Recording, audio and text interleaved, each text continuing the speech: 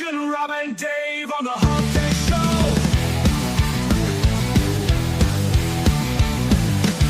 We're talking all out of the Southern Fried Nation. We're talking all out of Cornbread Nation. Rob and Dave from the Rock Hall of Fame. Rob and Dave from the Cornbread Nation. We're talking all out of Southern Fried Nation. We're talking all out of Cornbread Nation. Rob and Dave from the Rock Hall of Fame. Rob and Dave from the Cornbread Nation. We're talking all out of the Southern Fried Nation. We're talking all out of Cornbread Nation. Rob and Dave from the Rock Hall of Fame. Rob and Dave from the Cornbread Nation.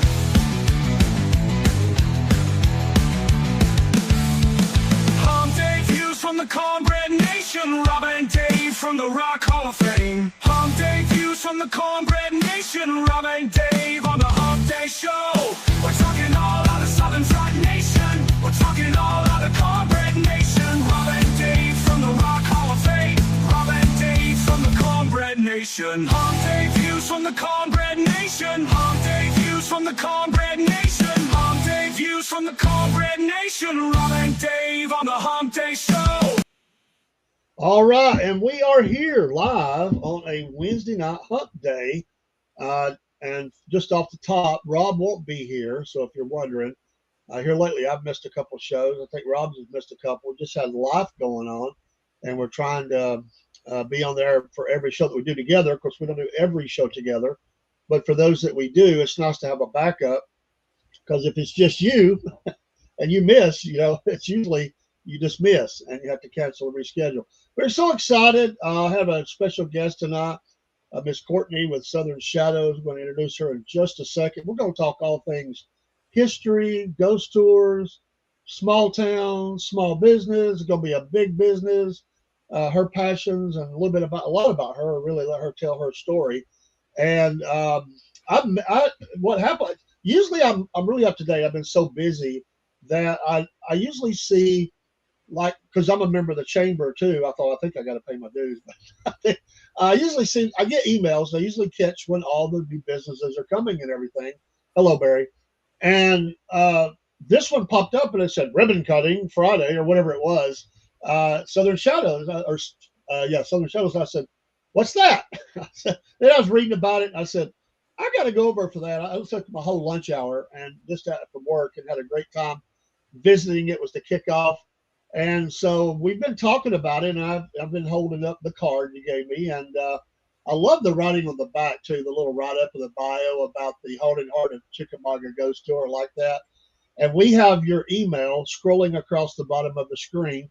First of all, thanks for being here. We appreciate it very, very much. I know you probably get asked by a lot of folks, but that's first. And secondly, just like I said, we want to build a partnership or relationship where we can be as big a help to you as we can.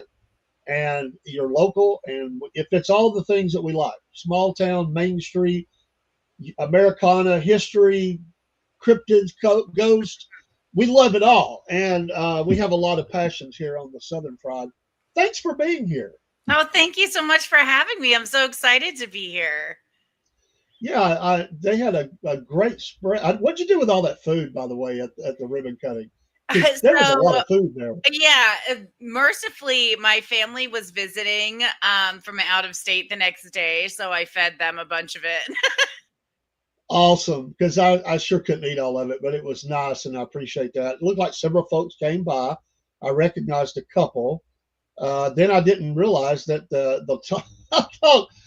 I forgot when I was there that it was Halloween or whatever, and the chamber lead was there. I thought she was part of I thought she was part of the company.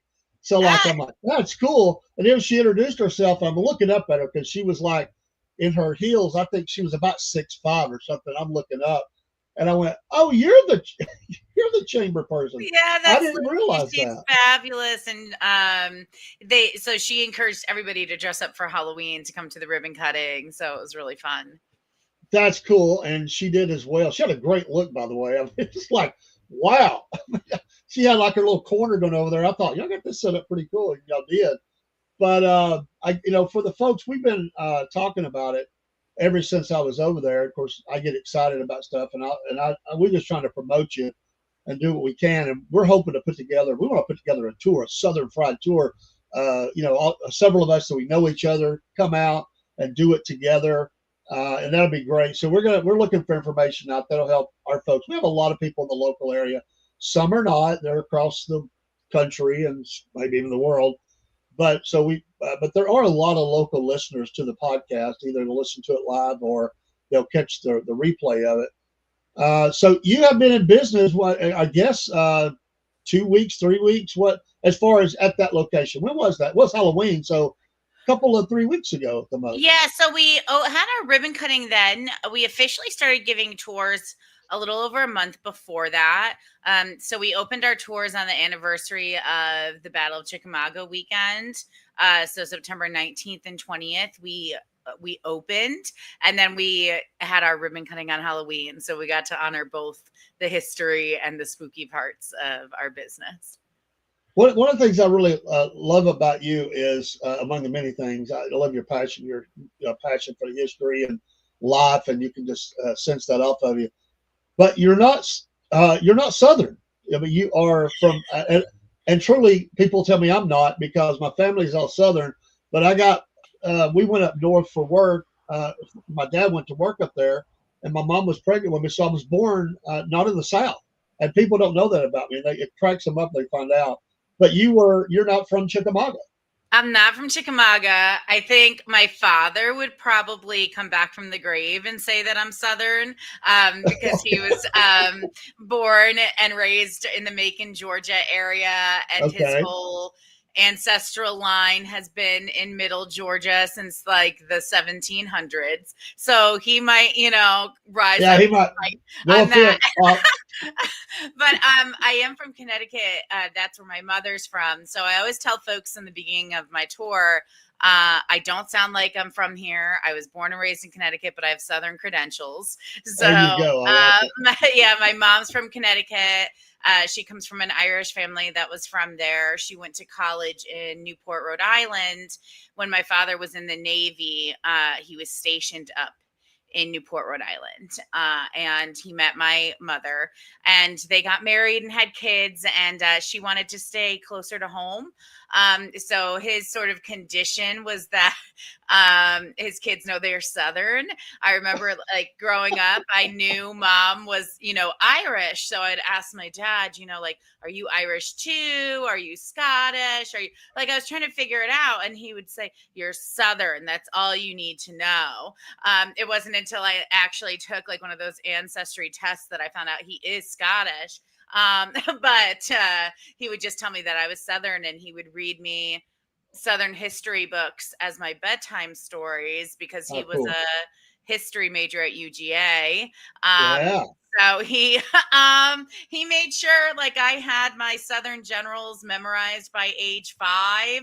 Awesome. So even though I'm from Connecticut and I'm not Southern, I am with Southern family, I guess that's what you'd say.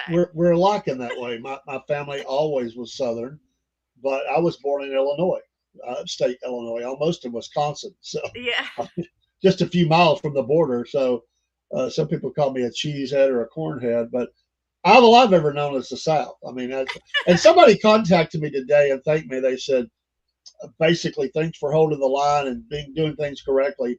I noticed that you spell Southern with a capital S or South with a capital S. That's what we need, I was like, okay, I passed the test. I'm glad because the last few days I've been getting hammered, and stuff. And I was like, wow. And I even had a rough day. I had a rough start. I fell down this morning in a parking lot, which did not feel good. Gravity and being older do not mix real well, but I'm okay. I'm I glad won't whine about it too much. Yeah, I'm limping bad. I'm glad to be sitting in the chair. I don't. Just make sure you like elevate it and ice it later and everything. That's what I'm going to do. It was I said a lot of the day, so it was just one of those things. It was like bam. Yeah. Okay, I'm on the ground. Well, how come Chickamauga? That's a great question. So, being from Connecticut, I have run ghost tours up there and continue to have a company up there called Seaside Shadows, because Connecticut being by the shoreline and all of that. And a lot of that history is really focused on the American Revolutionary War, sea captains, the old trade faring history. During the COVID pandemic, we had a few months where we weren't allowed to operate. And I really had to sort of think about how I was going to continue to connect with my audience if I couldn't be face to face and dynamically giving tours. And I had wanted to get back into writing. I had written a few books about Connecticut. I had sort of avoided the Civil War, I think, because my dad raised me on it. I did everything else. And then when you're an adult, you realize you do kind of want to be interested in what your parents are interested in. It's when you're younger that it's uncool. And then when you're older, you're like, actually, I like it. And my dad had passed away. And I, felt like I had this opportunity to maybe like connect with his memory. And I hadn't been to Georgia in a while. So I thought I was going to research the Civil War, drive down to Georgia with my husband, visit my family, and kind of do this pilgrimage of battlefields along the way. And I did that, all up and down the East Coast, all the battlefields. And I started falling in love with it again. And I really wanted to write Civil War Ghosts of Georgia. I had a lot of ancestors from Georgia who fought and died in the war. And I really wanted to be able to honor their stories. So I started researching and writing that. And of course, a lot of people think of Savannah and Atlanta because 1864 was a really big time for Georgia in the war. But I think a lot of people sort of forgot that none of that would have happened if the Battle of Chickamauga hadn't happened in 1863 and opened this gateway here into Georgia and into the Deep South through, the Chattanooga region. And I really felt like there was so much there with the fact that it was second in deadliness only to Gettysburg. It had this huge impact on the entire Civil War, and not a lot of people were talking about it. So I ended up on this sort of pilgrimage, spending more and more time in Chickamauga and researching it and feeling like this place, this story, this battle needed a home. These other battles had homes and tours and books and things, and Chickamauga didn't have as much. And I wanted to make sure it had that. And it just seemed like it was meant to be. And I was very blessed that I had lovely Airbnb hosts who introduced me to friends, who introduced me to Eric Pullen with the city of Chickamauga. And he does all the events coordination, and he made sure that I had an opportunity to start a business in town. And I just wrote the tour and fell in love with it. And I'm so happy that we're here. That's cool. Hey, Dog Tag. Dog Tag is a great guy. He hiked the Appalachian Trail this year. Shared with us his story on that. So he loves the outdoors and all those stories and stuff. So he also is a fan of history and just talked about some of the battlefields that Newmarket was one that he mentioned, and which I've been there. It's a great place to visit. But that's the great thing about it. A lot of the battlefields are they're kind of off the beaten path. They're not, they're not I-75 or whatever. Some of them are, but most of them are not. They're off the beaten path in small towns and railroad lines and things like that. And so you get this really cool travel of getting out into open spaces, and then you get into all the local legends and ghosts and cryptids. And of course, right here we talked about it, green eyes. Yeah, absolutely. Love history. And so let's get before we get into any kind of stories or anything, and we pique people's interest. Tell us about the business part of it itself, like what kind of tours you offer, and give people a sense of that, and of course your information is there. They can get more info on the website or from you, but just a little summary. You don't have to get in depth, but unless you want to, a little bit about what you're doing with these tours, what kinds. Sure. So right now we have our haunted history sort of. It's our original ghost walk. It's sort of the main tour, the flagship tour, which is the Haunted Heart of Chickamauga, and that is 5 nights a week, generally offered from Tuesday through Saturday.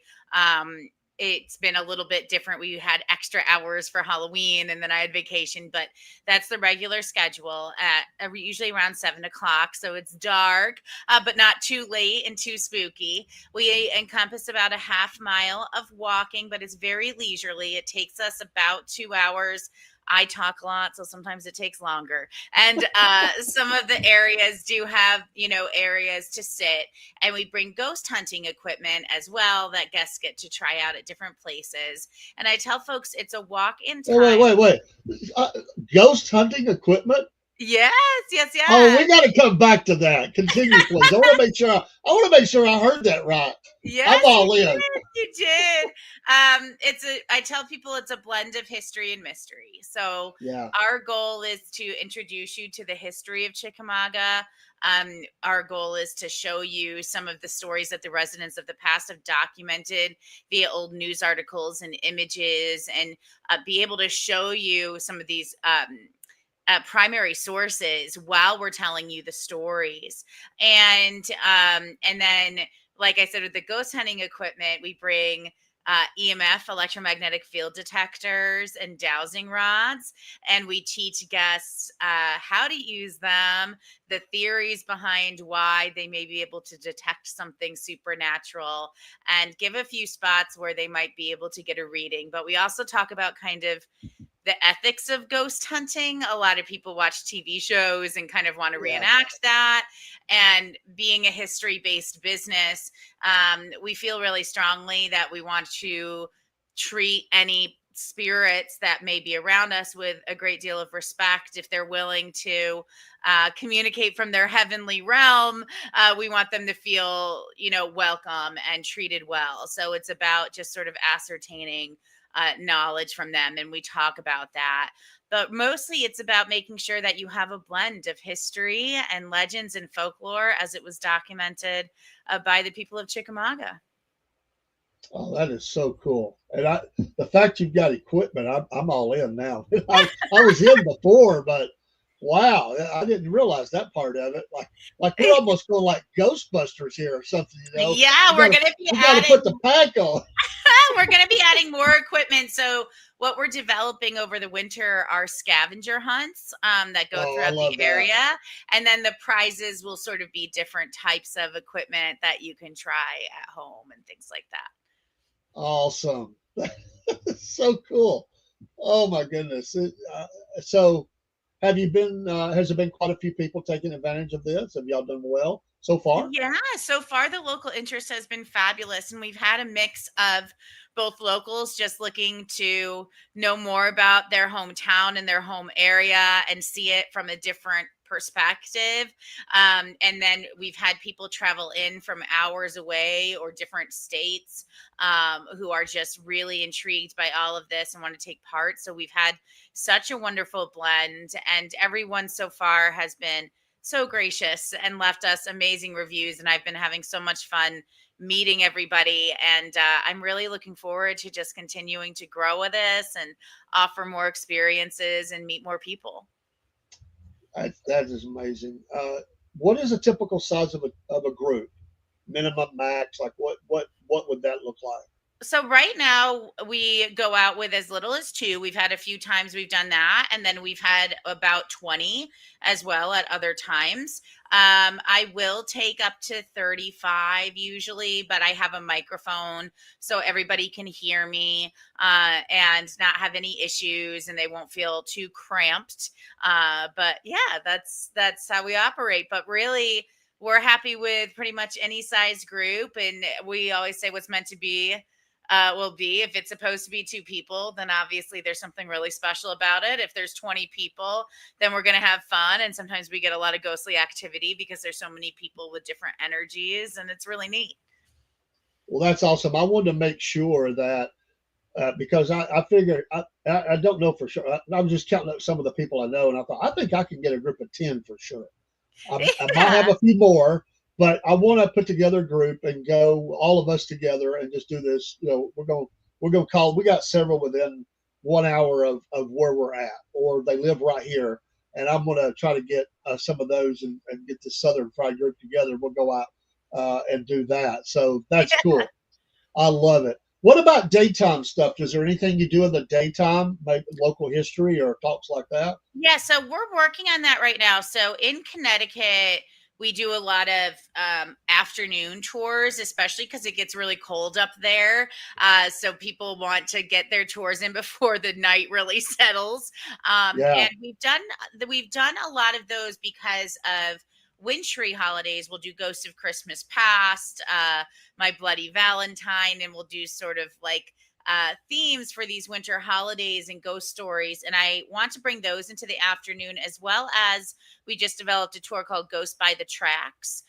So that will be an afternoon tour, and it will be sort of specifically for the guests on the Chickamauga Turn train coming out of Chattanooga, because they yeah. will be there for a few hours, and we want to make sure they have an opportunity to get sort of a taste for it as well, and then maybe come back into the town later and do more.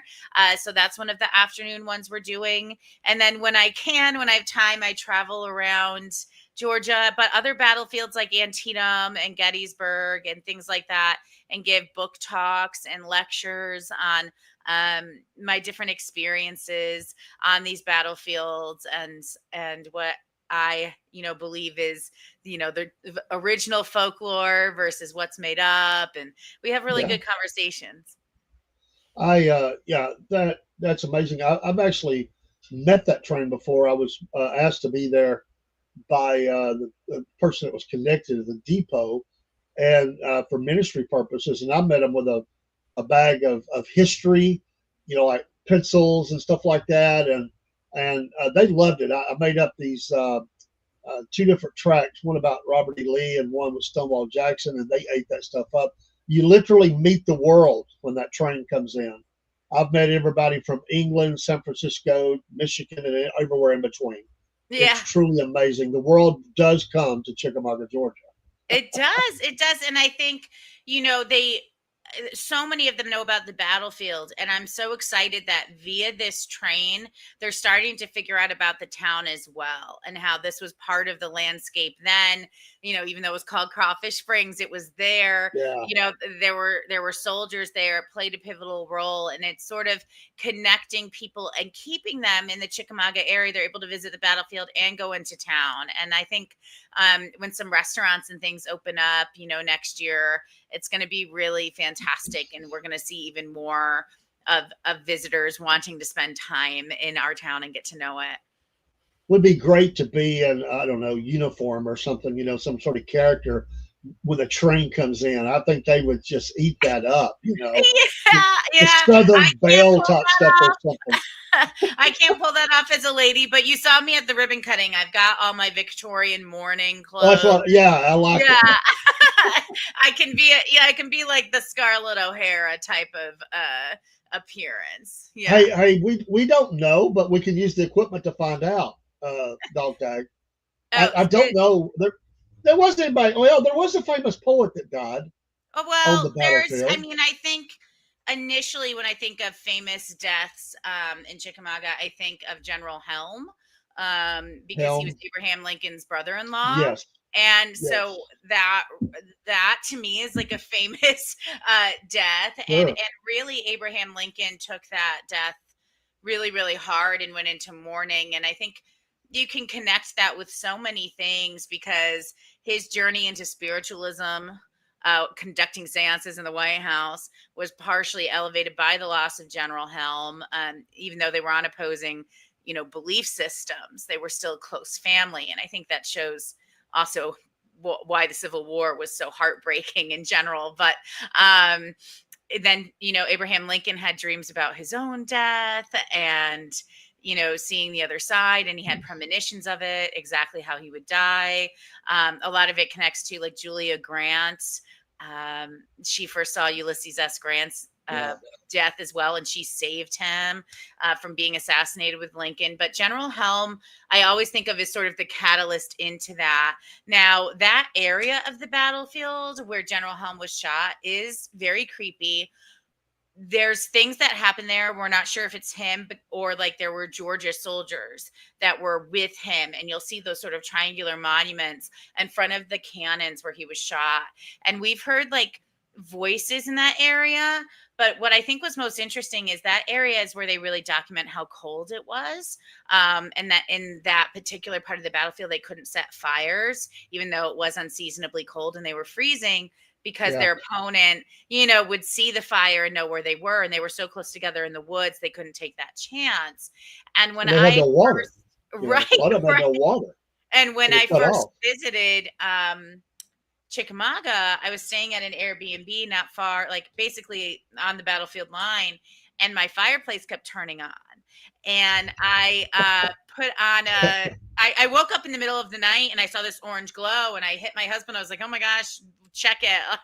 And it was the fireplace. And it kept turning on different fireplaces. And I finally thought something was weird. And I turned on my little spirit box thing that generates white noise. And I asked if anyone was doing this like from the other side.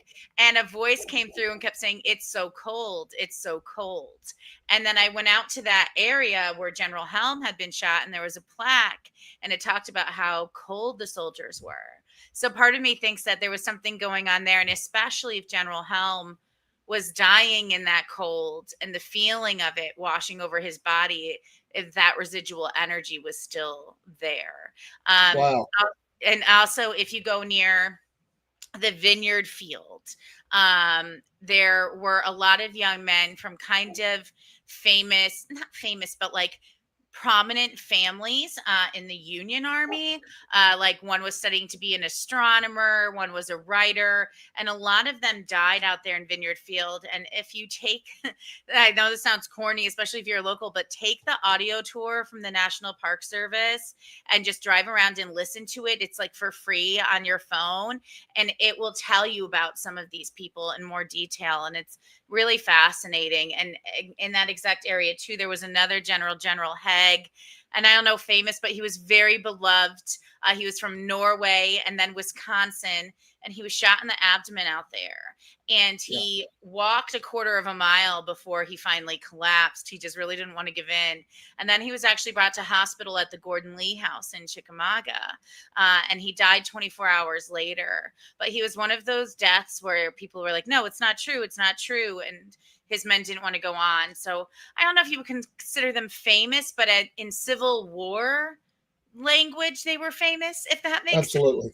sense. Yeah. Oh, yeah. The men were, I mean, if you read any of the reports, and you get a sense of, every battle has it, but Chickamauga certainly does. You get a sense of kind of where the armies were at. I mean, the highs and lows of it, you know, I mean, because I mean, people ain't been in war before. I mean, you're already going through that, but then to lose somebody, you know, you're very close to, your buddies, your family, people that's leading you, or people you just really like. That's you know, it's depressing beyond belief to a military faced with death every moment during a battle. And so, yeah, I can certainly see all that. It But is. And you read these stories too from, especially when it was an officer or a general who passed, if they were really loved by their men do have this sense of loss afterwards and going forward, because this was not only the person teaching them what to do and guiding them, but also sort of their cheerleader who's like, come on, you've got this, like, we're in this together. And when you lose that person who's, encouraging you that you're in the right place, that, that morale in the army, especially as we're getting toward the crux of the middle of the war in this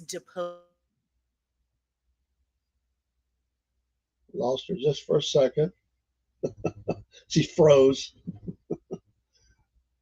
Let's give her just a minute. Sometimes Wi-Fi can be a pain for sure. But folks, we're talking to Southern Shadows Inc. and new business, ghost tours, and all sorts of tours in the heart of Chickamauga, Georgia, right there on the square. And I went to the ribbon cutting. Actually, I missed the ribbon cutting. I got there just after it. I was running a little bit late out of a meeting, but I did spend about almost an hour there. I spent my lunch hour just talking and connecting, and I'm so excited they're here. We're looking forward to having some fun with them and helping them and encourage them. And she dropped. I figured she'll be back in a minute. She has the link, and we'll get her back up and we'll continue on. If you got any questions, put them in here. She will be with us for the second part of the hour. And they have not, and I will ask her if that's something they arrange. With the tour, if you get group discounts, we'll talk about that in the second part.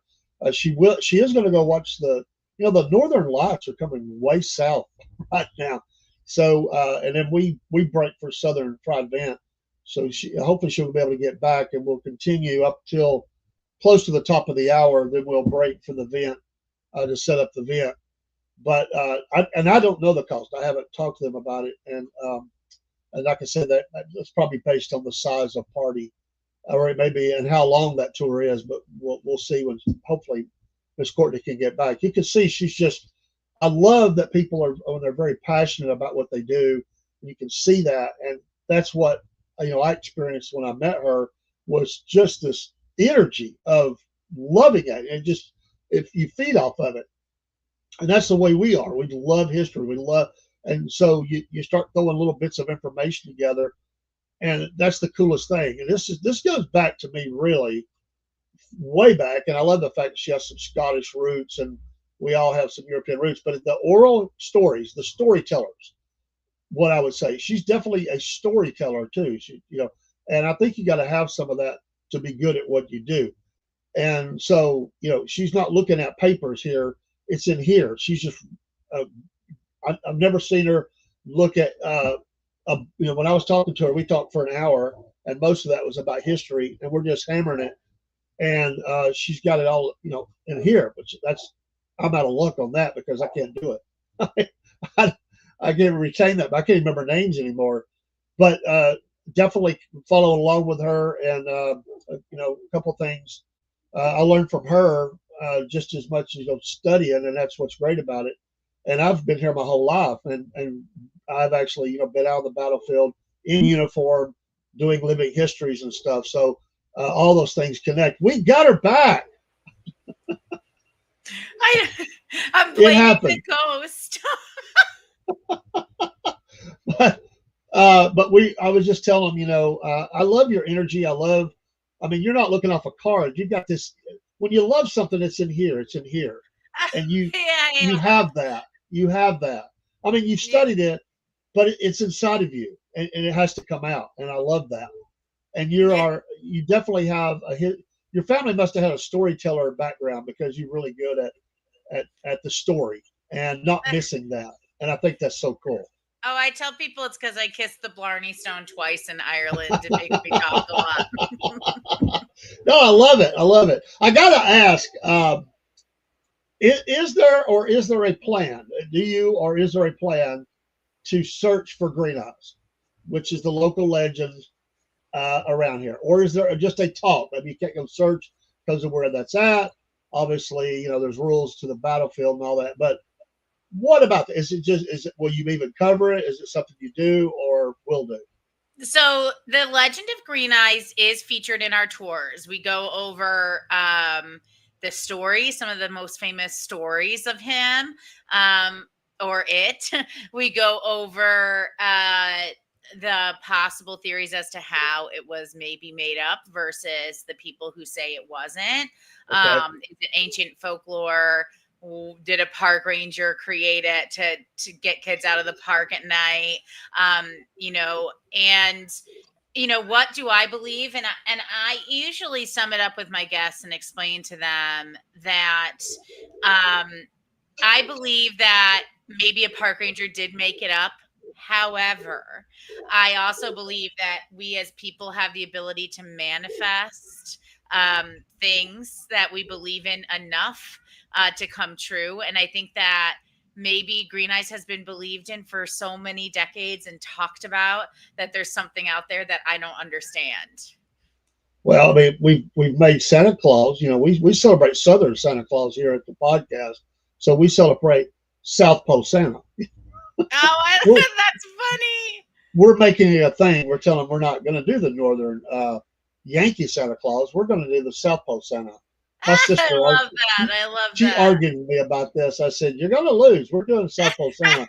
We did that last year, and we're going to do it this year as well. We're going to get a little deeper into it." Uh, Barry said the ghost of Wi-Fi Pass took you out. You just got through talking about those experiences, and then bam, the Wi-Fi. That was so crazy too. Like my Wi-Fi was acting up this morning. I was like, it's fine. But also I was reading, how we're getting like these solar storms and stuff with Yeah. the northern lights. I was reading that can like jank up internet sometimes. So Oh, maybe it's last week I lost 2 whole days. I couldn't even. They we had system failures all over, and it was so frustrating. I had people in the studio. I had to just do it the next night. They finally got it. Because we usually have pretty strong internet, but yeah, you're right. The storms are bad off the sun right now. it's They had talked about frustrating that. for the internet for sure. Like this morning, my Wi-Fi wasn't working, then it was, and um, uh, sometimes though it's just the internet itself, isn't it? Yeah, it is. It is. So a question was asked about cost, and again, I know these things, maybe things you will work out with groups as they make them, and I'm just assuming these is based on size of group or something, or the length of tour. And if you could speak to that, you don't have to share exact. I get it. We'll hold you to that. But what are people looking at? What kind of what could you share with us about that? I know this is open, but uh, Share with how us does that about what work? exactly. I missed The the the first part. cost of Oh, doing of the this. cost, sure. So for the walking tour, which is about 2 hours, it's $23. And that is all inclusive. That's your tour, your use of the ghost hunting equipment, everything. That's a Um, bargain. yeah. That's a And bargain. yes, yes. And then we do have the store. And if you really want more, my books are for sale in there. And you can deep dive more into the Chickamauga in the volume 1 and that sort of thing. But we want to make sure that you get to experience everything and that we believe history is for everyone and should be accessible for everyone. And so we really wanted to make this something that everybody felt they could do. Yeah. What kind of merch do you have? You have the books. How many different books do you offer for sale? And do you have other merch items, Yeah. clothing or something like that? So we have the 5 books that I've written about Connecticut and Georgia available. We also have candles that a friend of mine makes up in Salem, Massachusetts for sale. We also have some spooky coasters my mother designed. And we have some Southern Shadows t-shirts as well as some Chickamauga River of Death t-shirts because Ah, Chickamauga is known as the River of Death. So we do have those in there as well. And we are working to get some ghost hunting equipment for sale and also some more books from some of the park rangers and such that we know so that we can carry those just because I really, again, believe in spreading history from the people who know it best. that is so cool. So cool. The fact that you're going to have ghost hunting equipment, I'm just so interested in this. It's just, thank you. Dog Tech says that's a great price. And it truly is. In this day and time, that's an amazing price, and especially in the hard times that people are having. I mean, that's not much more than the cost of a meal anymore around here. I'll tell you that. So you're getting a lot for that, and that should do well for you. That is amazing. So, are there times you will not be doing tours? Is it mainly through the week, or weekends, or is there a day off, or what Mm-hmm. kind of things on that? What's your schedule like? So right now we don't operate on Sundays and Mondays. We find those to be quieter days. Of course, if someone had a private tour and wanted to do one, we would accommodate them. And right now it's also based on my schedule. So if I'm away, there's no tours, but we're going to start hiring soon so that we can get some other folks to fill in when I'm not there. And that way there's not any lapse in the schedule. Watchmen want to know, can you speak about full moon rituals, spiritual practices, I use seances, necromancy, and such? Any history with that or knowledge of, I guess?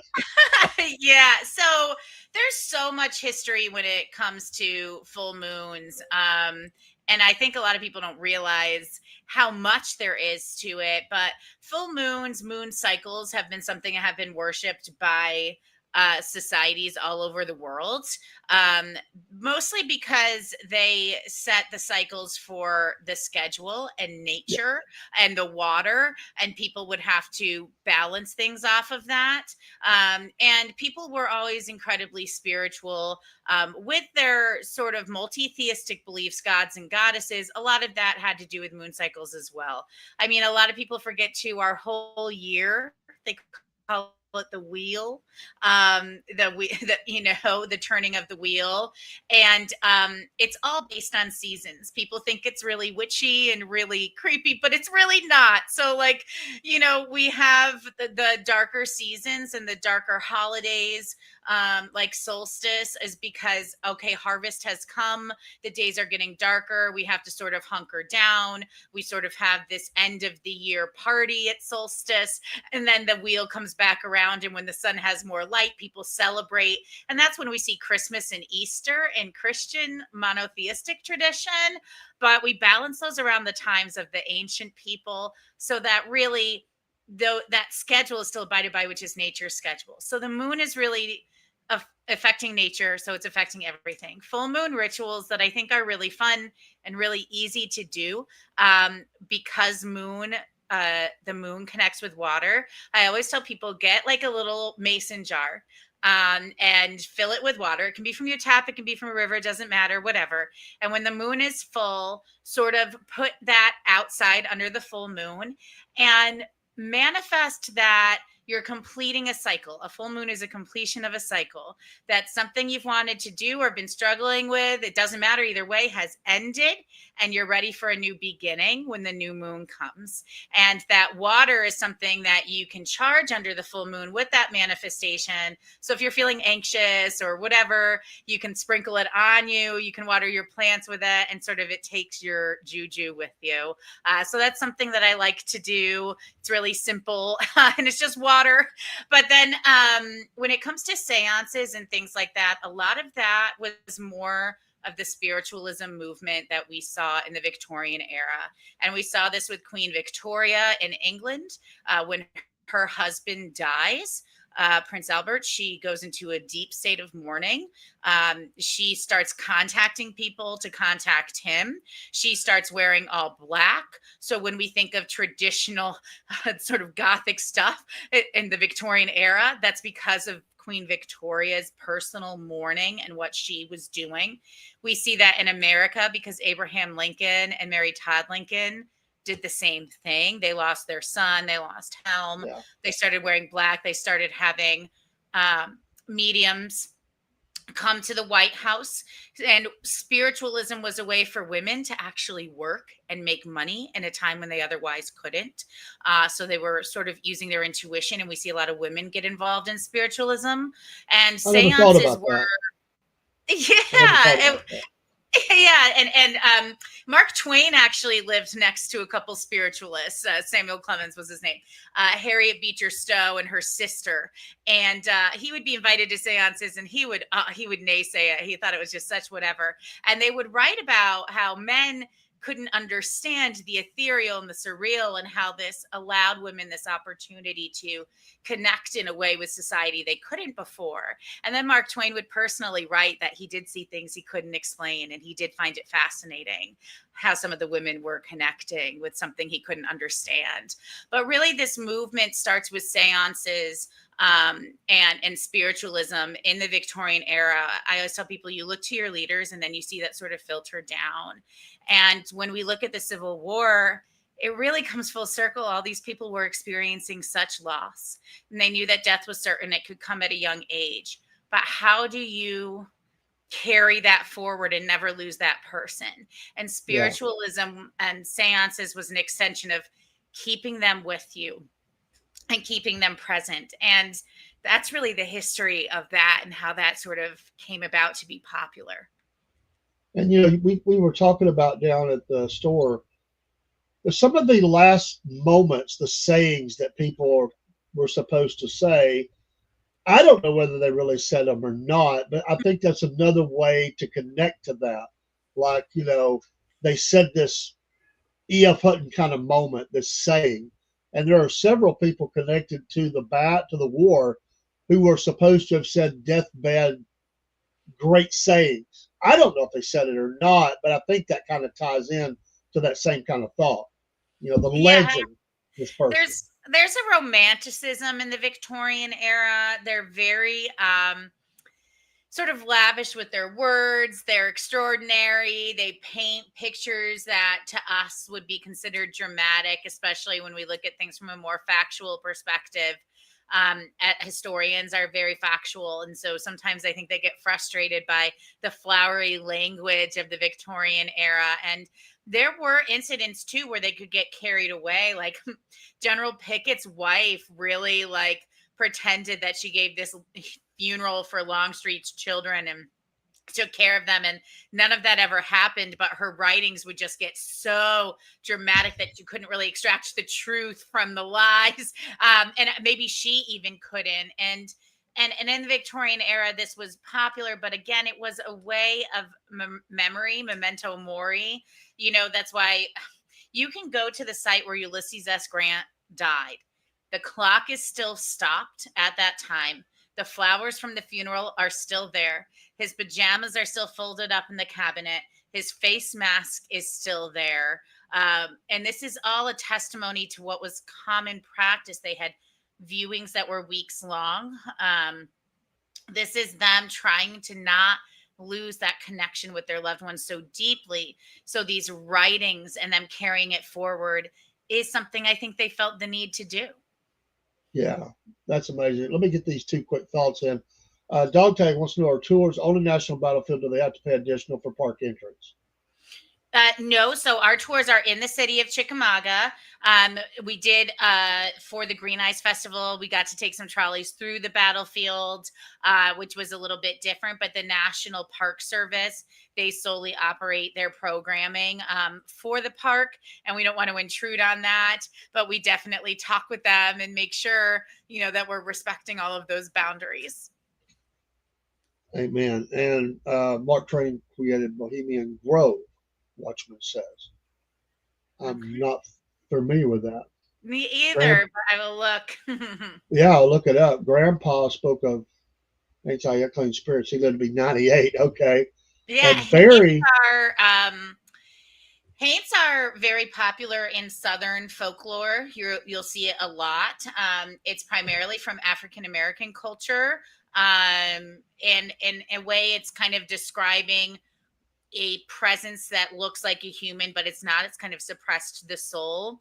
And even in parts of North Carolina and South Carolina, or in these African American communities, you'll see homes are painted a really light blue, and that's called a haint blue to keep the haints from coming in, almost like a ward for them. It was a very popular superstition, and there is recording of haints in Chickamauga, especially from some of the African American population, that they believed were presenting themselves as deceased soldiers walking around the battlefield, and they would refer to them as the haints. Yeah.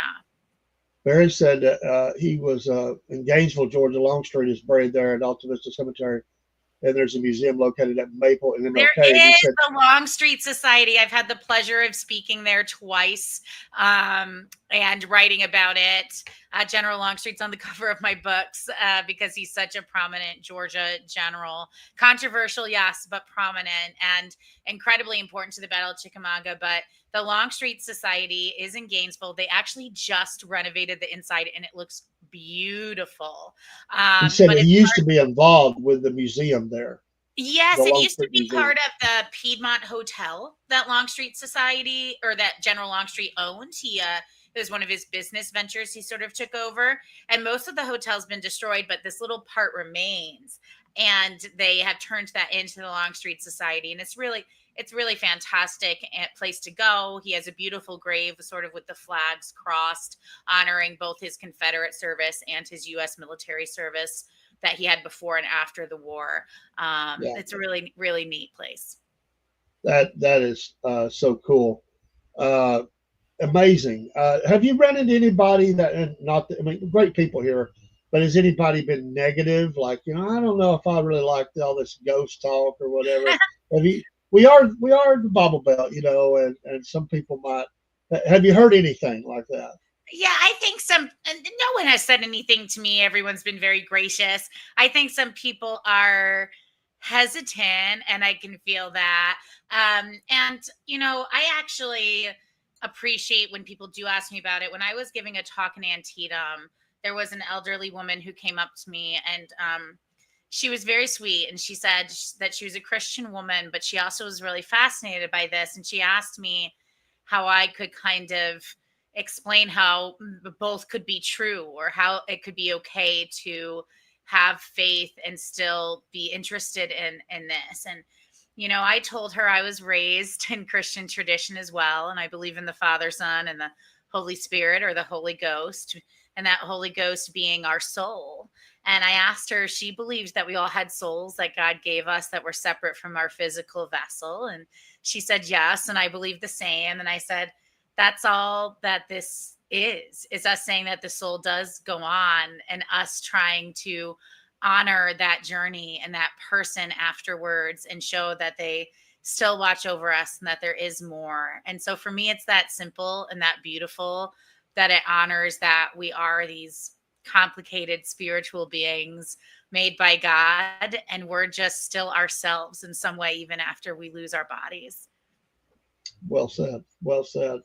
No, there's great people here, and I think there would be a lot of interest. I mean, people, we're always, people right here love scary movies or whatever. So even if they like that, it's like, I can't look, but I have to look. It's that mentality. So they would That's probably come out people, to hear though. the talk. That's human nature, morbid curiosity. We can't help it. And we have a true crime stop on our tour, and I talk about people assembling to watch a public execution.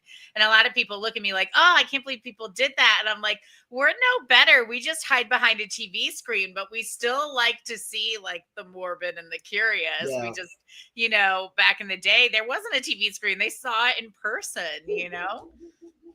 Watchman says yes, the Holy Ghost is God. He also put the video up of that Bohemian Grove. I'm not familiar with that either. But I'm No, no, curious. no. I will definitely look it up though, for sure. I would definitely, yeah. Thank you, Watchman. Um, Great questions tonight. Great comments. Thank y'all for being here tonight.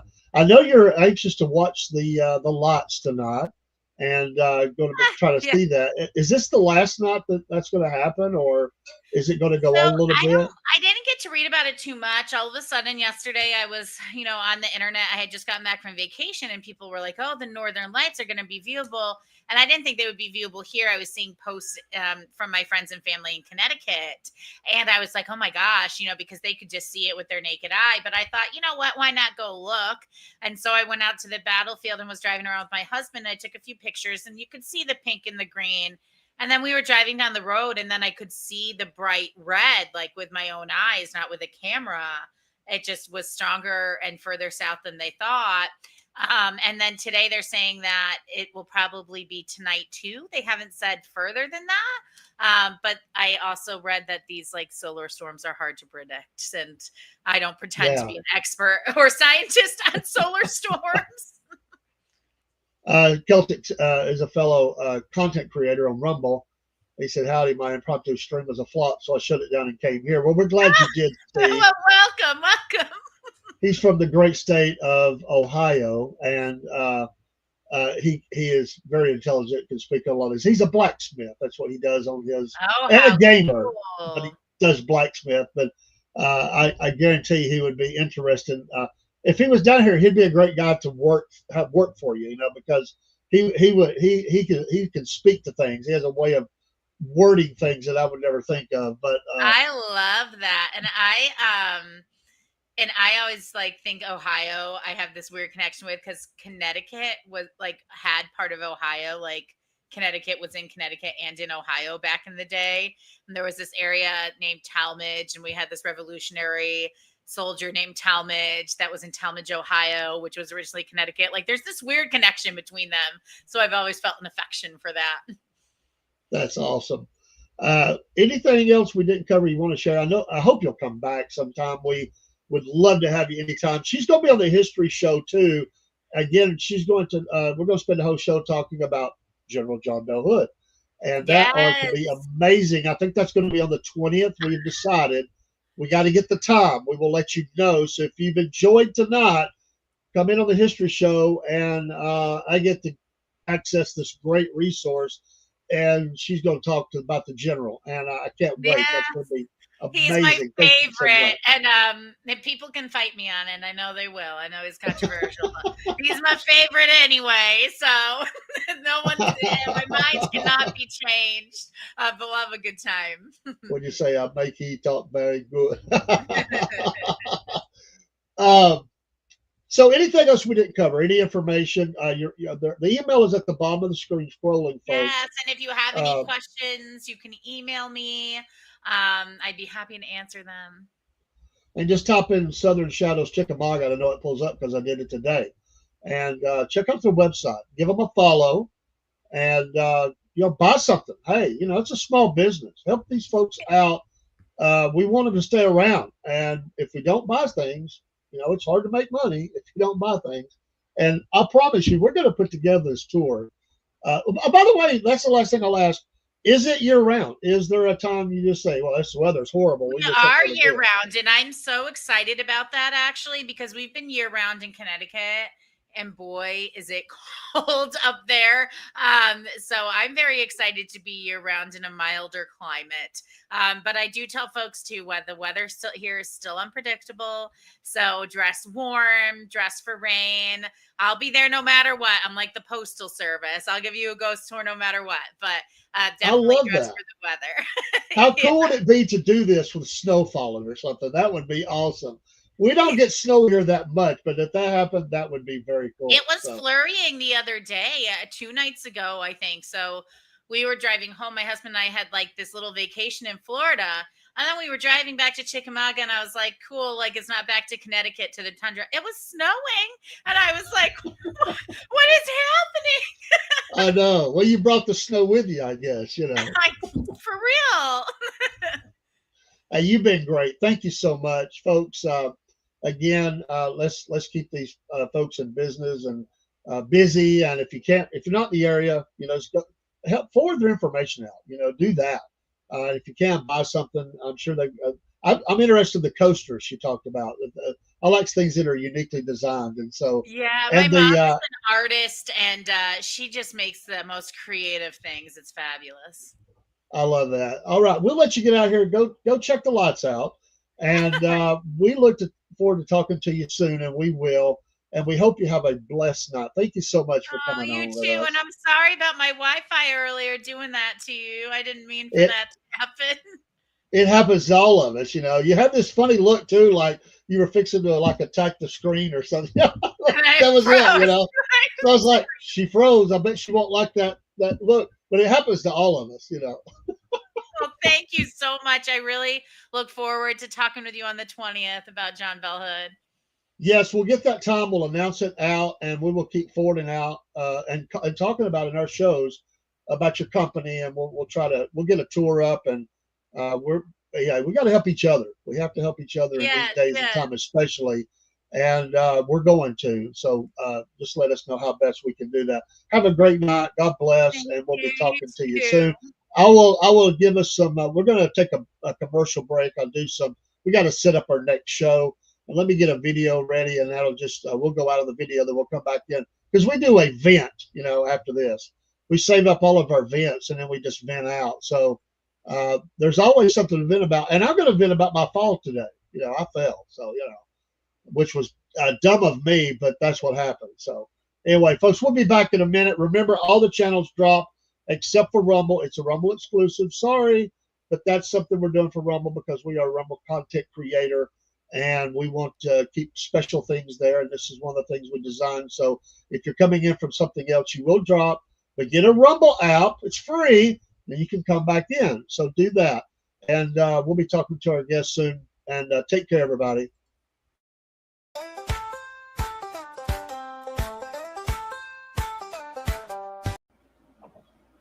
Hey, everybody. This is Rob and Dave from the Southern Fried Podcast. We love lots of things here in the South. We love our country. We love our family. We love our God.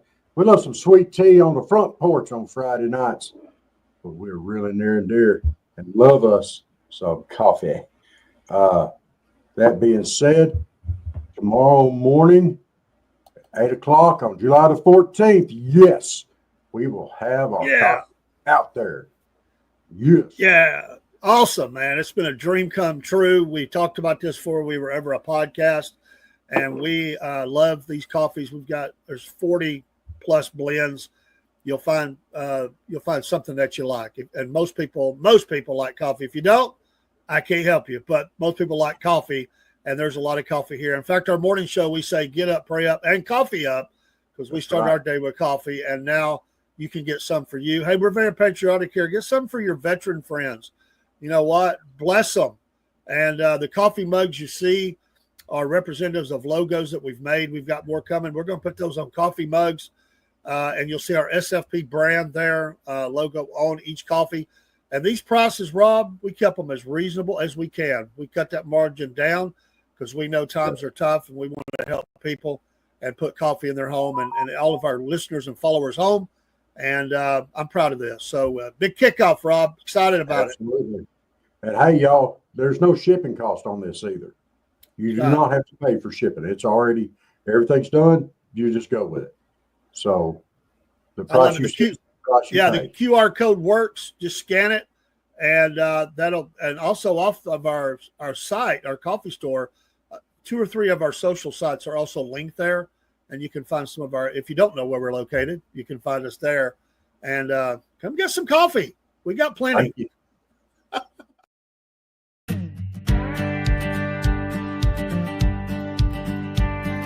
Hey, man, I just want to tell you about this new country show where everybody gets to vent their frustrations about whatever's got them down. Here's how it goes. It's a Southern Fried Vent Show where everybody can vent out their frustrations. Come on down if you got something to get off your chest.